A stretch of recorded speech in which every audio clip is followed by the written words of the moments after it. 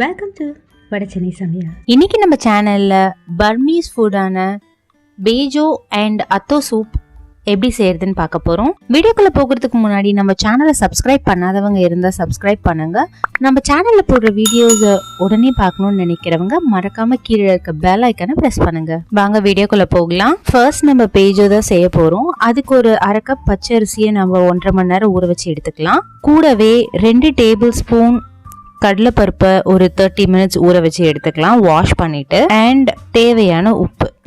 So இப்போ நம்ம ஊற வச்சு எடுத்த பச்சரிசியை ஒரு மிக்சர் ஜாரில் போட்டு நல்லா அதை அரைச்சி எடுத்துக்கலாம். இந்த அளவுக்கு ஃபைன் பேஸ்ட்டை நம்ம அரைச்சி எடுக்கணும். ஸோ இப்போ அரைச்சி எடுத்த அந்த பேஸ்ட்டை நம்ம ஒரு பவுலுக்கு ட்ரான்ஸ்ஃபர் பண்ணிக்கலாம். ட்ரான்ஸ்ஃபர் பண்ணிட்டதுக்கு அப்புறமா நம்ம ஊற வச்சு எடுத்திருக்க அந்த கடலைப்பருப்பையும் அதில் சேர்த்துக்கலாம். சேர்த்துட்டதுக்கப்புறம் இதுக்கு தேவையான உப்பு. ஸோ கன்சிஸ்டன்சி பார்த்தீங்கன்னா இந்த அளவுக்கு லிக்விடிட்டியாக இருக்கணும். இது பாருங்கள். ஸோ இப்போது பேஜோட பேட்டர் ரெடி ஆயிடுச்சு. இதை நம்ம பொரிச்சு எடுக்க ஒரு தவா வச்சு அதில் நம்ம எண்ணெய் சேர்த்துக்கலாம். எண்ணெய் சூடானதுக்கப்புறமா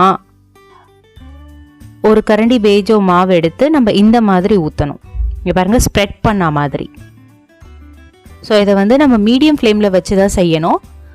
இது ஆட்டோமேட்டிக்காக மேலே எழும்பி வரும். அதுக்கப்புறமா நீங்கள் இதை திருப்பி போட்டு நல்லா கோல்டன் ப்ரௌன் வர வரைக்கும் திருப்பி போட்டு வேக வச்சு எடுக்கணும். ஸோ இந்த மாதிரி.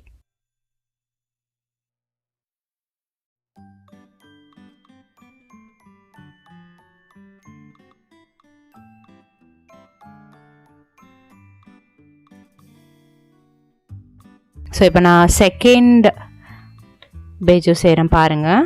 ஸோ செகண்ட் பேஜோவும் கோல்டன் ப்ரௌன் ஆயிடுச்சு. ஸோ இதை நான் எடுத்துடுறேன். இது ஒரு ரொம்பவே ஈஸியான ரெசிபி. கொஞ்ச நேரத்துலேயே உங்களால் இதை செஞ்சு முடிக்க முடியும். அத்தோக்கு ஒரு பெஸ்ட் பார்ட்னராக இருக்கும். ஸோ இதை நீங்கள் ட்ரை பண்ணி பாருங்க. ஸோ நம்மளோட நெக்ஸ்ட் ரெசிபி என்ன அப்படி பார்த்தீங்கன்னா அத்தோ சூப். தேவையான இன்க்ரீடியன்ஸ் என்னன்னு பார்க்கலாம். ஒரு சின்ன சைஸ் வெங்காயம் பொடியாக நறுக்கியிருக்கேன். கடலை மாவு பேஸ்ட், அது ஒரு மீடியம் சைஸ் வெங்காயம் ஸ்லைஸாக நறுக்கியிருக்கேன். மஞ்சத்தூள், கொத்தமல்லி தழை, தேவையான உப்பு, 1 டீஸ்பூன் கரம் மசாலா, 1 டீஸ்பூன் இஞ்சி பூண்டு விழுது, 1 டீஸ்பூன் சிகப்பு மிளகாய் தூள், 8 பல்லு பூண்டு பொடியாய் நறுக்கியது. சின்ன கப் அளவுக்கு வாழைத்தண்டு கட் பண்ணி வச்சிருக்கேன்.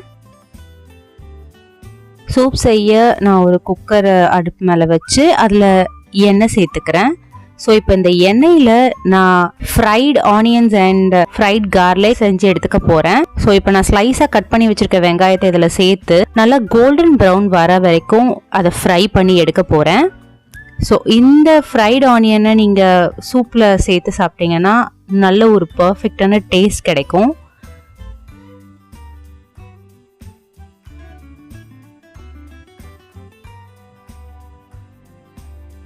ஸோ இப்போ நான் ஃப்ரை பண்ணி எடுத்துட்டேன். சேம் நான் கார்லிக்கும் அதே செய்கிறேன். ஸோ இங்கே பாருங்கள், இந்த மாதிரி ஸ்லைஸாக கட் பண்ணி வச்சுருக்கேன் பூண்டை. இதை நான் எண்ணெயில் சேர்த்து நல்லா கோல்டன் ப்ரௌன், அதாவது கிறிஸ்பியாக வர வரைக்கும் நான் இதை ஃப்ரை பண்ணி எடுக்க போகிறேன். ஸோ இங்கே பாருங்கள்,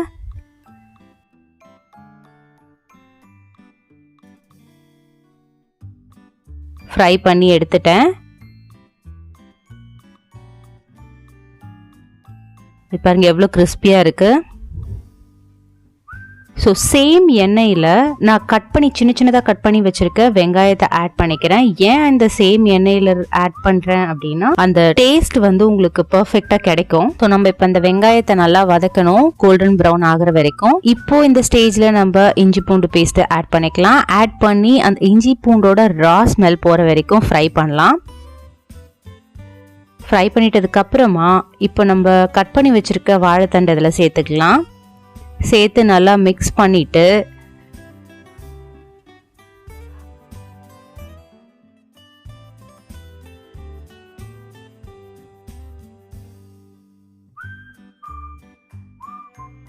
ஒரு டீஸ்பூன் அளவுக்கு சிவப்பு மிளகாய் தூளை ஆட் பண்ணலாம். கூடவே ஒரு teaspoon garam masala and 1/4 teaspoon அளவிலான மஞ்சத்தூள், கூடவே இதுக்கு தேவையான உப்பு சேர்த்து நல்லா மிக்ஸ் பண்ணிட்டதுக்கு அப்புறமா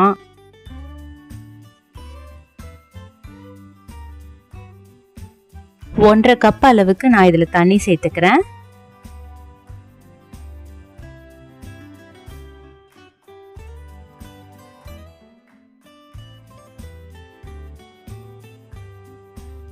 சேர்த்து நல்லா கலந்து விட்டு குக்கர் மூடி போட்டு நம்ம இத 2 விசில் விட்டு எடுக்கலாம்.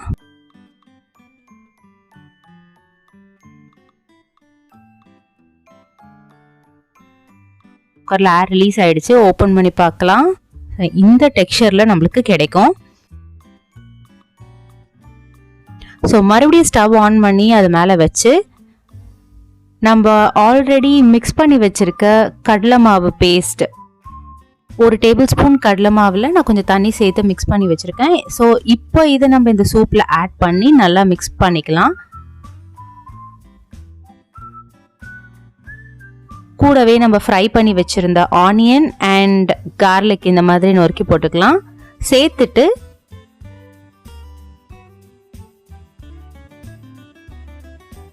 கூடவே மல்லித்தழை சேர்த்து நல்லா மிக்ஸ் பண்ணி விட்டுக்கலாம்.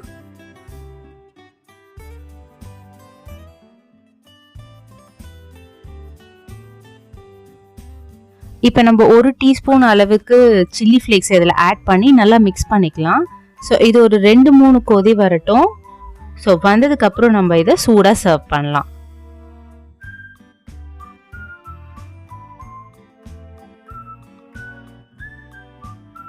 ஸோ நம்மளோட அத்தோ சூப் ரெடி ஆயிடுச்சு.